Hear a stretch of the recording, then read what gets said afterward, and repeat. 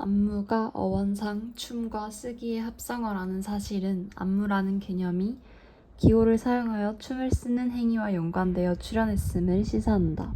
프랑스의 군주였던 루이 14세는 무용 아카데미를 설립한 후 자신의 무용 교사였던 보샹에게 춤을 종이에 써서 만들 방법을 강구하라는 명령을 내리는데, 이에 따라 보샹이 고안한 무보 체계를 이후에 페이에가 정리하여 1700년에 출판했다.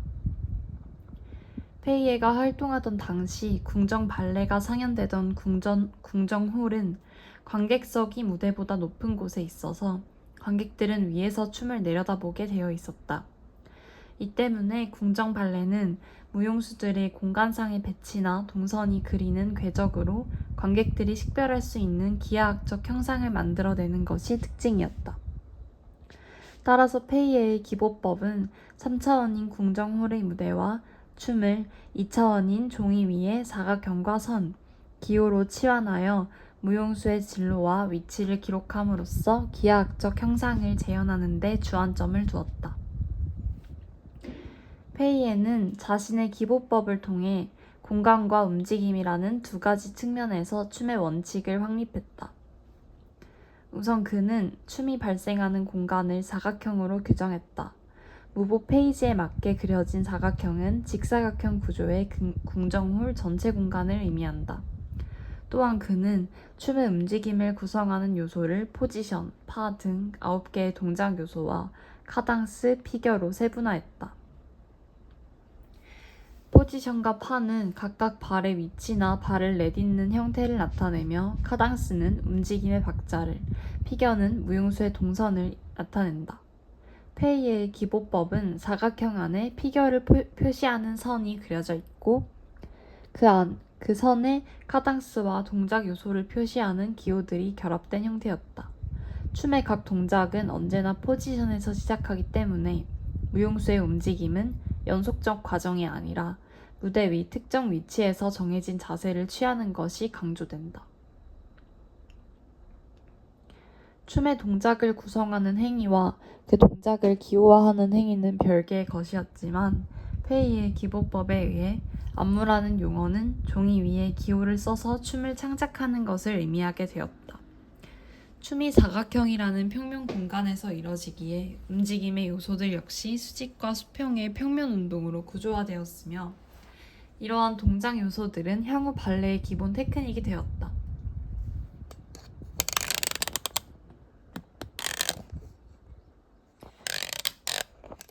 안무가 평면 위에 기하학적 형상을 그리는 것을 주된 목적으로 하는 작업이 되면서 2차원 조형성의 춤의 미적 규범으로 확립되었다.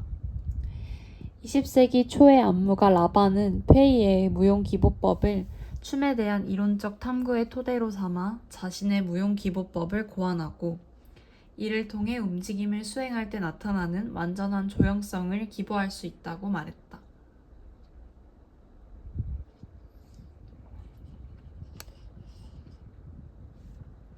라반은 당대의 지배적인 춤 형식이었던 발레의 공간 구조를 비판적으로 검토함으로써 새로운 춤의 공간 구조를 모색하고 움직임의 원리를 밝히고자 했다. 그는 포지션과 자세가 중심이 되는 발레의 고정적인 공간과는 다르게 춤이 실제로 발생하는 공간은 끊임없는 형태의 변화가 발생하는 공간이라고 보았다. 라반은 발레의 움직임이 앞뒤, 좌우, 위아래라는 제한된 방향성을 가져서 안정적이고 수동적인 경향을 지닌다고 지적했다. 이에 대해 대각선 방향성의 움직임은 불안정하고 능동적인 경향을 지니고 있어서 발레의 공간 구조를 탈피할 수 있는 단서가 된다고 보았다. 라반은 춤이 본질적으로 불안정한 경향을 지닌다고 보면서도 안정적 움직임을 배제의 대상으로 여기지 않고 안정적인 평면과 불안정한 대각선을 결합하여 완벽한 조화를 추구했다. 이를 위해 그는 공간을 앞뒤로 구분하는 수직면, 좌우로 구분하는 시상면, 위아래로 구분하는 수평면이라는 세 평면을 제시했다. 각각 4개의 꼭지점을 지닌 평면들은 하나의 중심에 평면들을 하나의 중심에 교차시키고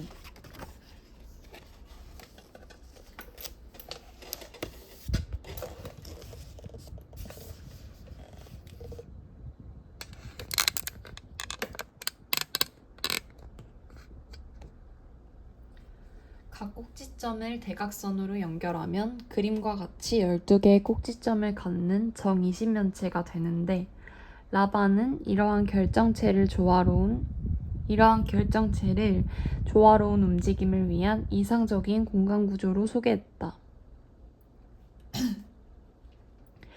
라반은 결정체의 중앙에 위치한 몸이 도달할 수 있는 최대의 지점은 결정체의 각 꼭지점에 해당한다고 보면서 이를 주위 공간이라고 명명하고, 결정체의 중앙에 위치한 몸이 꼭지점을 향해 팔과 다리를 뻗으면서 움직임을 발생시킨다고 보았다.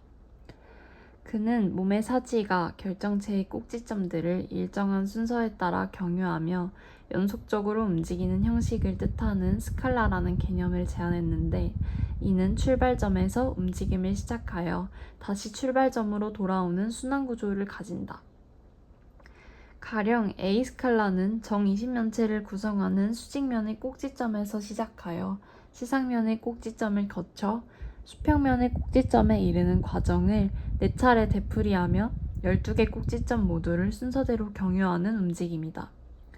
이와 같은 순환성과 연속성은 공간과 조화를 이루며 3차원 조형성을 구현한다.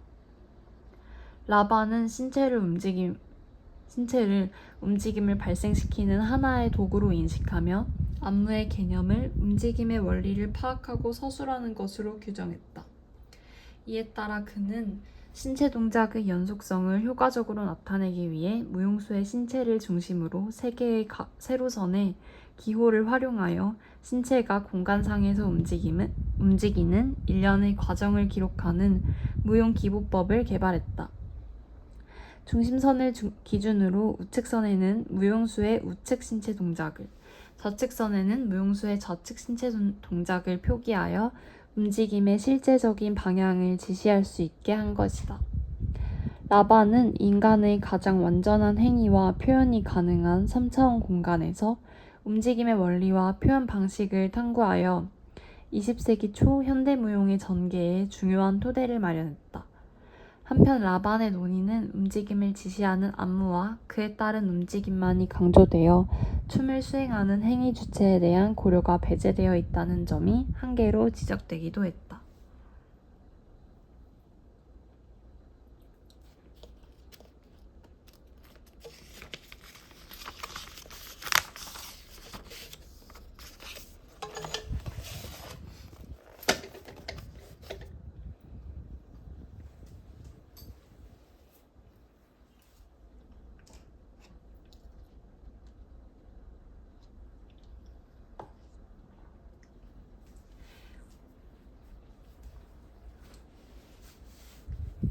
인간이라는 주체가 바라보는 대상인 객체를 어떻게 인식해야 하는가는 서양 철학의 주된 관심사였다.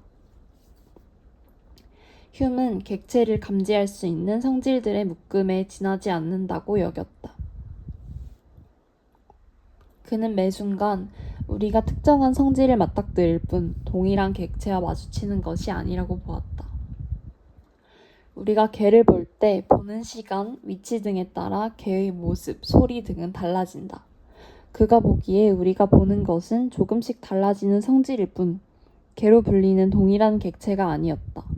후설은 이러한 의견에 반대하며 객체는 성질의 변화와 관계없이 하나의 객체로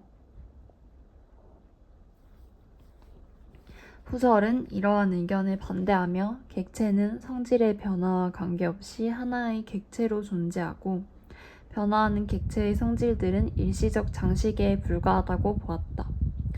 후설은 객체가 매 순간 변화하는 일시적 성질과 우리가 그 객체를 다른 객체로 판정하지 않고 계속해서 그 객체라고 여기도록 필히 갖추어야 하는 본질적 성질을 갖고 있다고 보았다.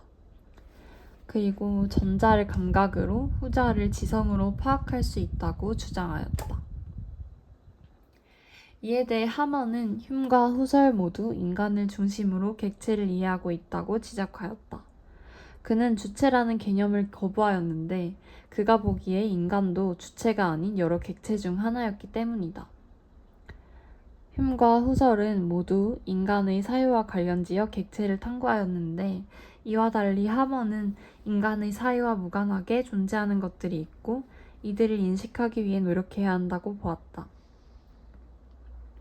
그는 이러한 존재를 탐구하는 방법이 예술 등에서 추구하는 아름다움에 대한 학문인 미학이라고 주장하며 미학을 제1철학이자 가장 우선시되어야 할 학문으로 여겼다. 하먼은 아름다움과 지식의 차이가 객체에 대한 인식의 차이에서 비롯된다고 보았다. 그는 객체를 내부 구성 요소로 설명하거나 외부에 미치는 효과로 설명하는 것을 지식이라고 보았다. 예를 들어 양초에 대해 왁스로 이루어진 것이라고 설명하거나 연소하면서 빛을 내는 역할을 한다고 설명하는 것이 이에 해당한다. 그는 전자와 같이 객체가 무엇으로 이루어져 있는지 말하는 아래로 환원하기, 후자와 같이 객체가 무엇을 행하는지 말하는 위로 환원하기, 두 가지를 모두 말하는 이중 환원하기가 지식의 유형들이라고 보았다. 그는 환원하기를 통해 객체를 서술하는 것을 직서적 표현이라고 명명하면서 직서적 표현이 대부분의 사유를 드러내는 방식이지만 이러한 표현을 통해서는 아름다움이라는 미적 효과가 발생하지 않는다고 보았다. 그는 객체를 어느 방향으로도 환원하지 않으면서 객체에 초점을 맞추는, 즉 지식과 무관한 인지활동이 가능하다고 주장하였다. 그는 이러한 인지활동이 예술이고 예술에서 아름다움을 느낄 수 있다고 주장하였다. 하먼은 예술의 아름다움이 은유의 방식으로 나타난다고 주장하였다. 그는 지각할 수 없는 객체와 지각할 수 있는 성질 사이의 긴장으로 이루어진 은유에 관심을 가졌다. 사람들이 교사라는 단어를 들었을 때 떠오르는 교사의 고유한 특성, 즉 성질들이 있다. 예컨대 교사는 학생들을 가르치는 사람이다. 와 같은 직서적 표현에서 우리는 교사의 성질을 쉽게 파악할 수 있고 이때의 교사는 우리가 지각으로 파악할 수 있는 객체이다. 이러한 표현은 미적 효과를 발생시키지 않는다. 그런데 교사는 양초이다 라는 은유에서 우리가 일반적으로 교사를 생각할 때 떠올리지 않는 양초의 성질이 교사와 결합하면서 양초 같은 교사라는 객체는 환원하기로 표현할 수 없고 지각으로 파악할 수 없는 존재가 된다. 이때 교사라는 객체와 양초의 성질 사이의 긴장 속에서 우리는 은유가 의미하는 바가 무엇인지 정확히 알 수 없게 된다. 이 문장을 접한 이들은